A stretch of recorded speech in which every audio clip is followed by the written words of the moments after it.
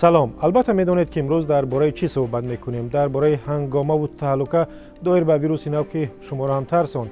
همه حالا در همین باره گپ میزنند که مردم به آوازه داده شدند، همه چی را ماندند و به بازار دویدند تا آرد و روغن بخرند. اینجایی که میبینید شهر باختر است و روز 5 مارس.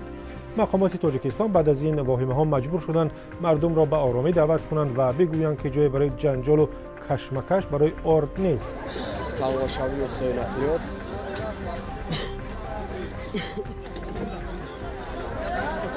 بسیاری از کاربران در شبکه‌های اجتماعی این رفتار مردم را تنقید کرده و گفتند که با یک آوازه گمراه شدند. دیرشاد محمد در اینستاگرام چنین نوشته است: مردم را نه کسل بلکه آوازه میکشد، نصیبت باشد بیماری در خانه شما را میکشد. کاربر دیگری با نام مسلم مردم تاجیکستان را تنقید کرده است که چیزی را تحقیق نمیکنند و در نهایت خودشان ضرر میبینند. او در اینستاگرام نوشته است: راستی مردم تاجیکستان یک مردم بسیار ساده است.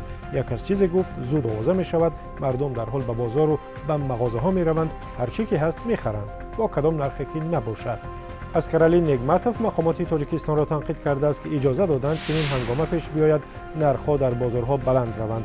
او در صفحه ما در فیسبوک نوشته است: حکومت کجا را نگاه میکند؟ کجاست حکومت شهر؟ نرخ آرد نرخ روغن بلند شده است. میگویند ما نظارت میکنیم، اما بیرون خنک است، از اتاقهایشان نمیبرایند. عبدالقادر رستم ادیب تاجیک هم واهمه را به شوخی کشیده و به کاربران شبکه‌های اجتماعی در فیسبوک چنین توصیه داده است: هر که نان زیاد بخورد پیروان آدم و هوای سرکش و نافرمان شناخته می شود و خیلی باید تلاش کند که به بهشت راه یابد، چون 10 خلطه آرد خریده خودت و مشان خانه‌ات را برای نیم سال تامین میکنی و همسایگان را بی‌نصیب میگذاری. در این باره هم بیاندیش.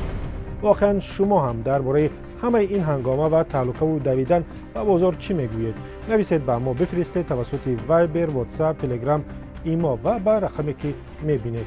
روزهای آرام و بی جنجال داشته باشید.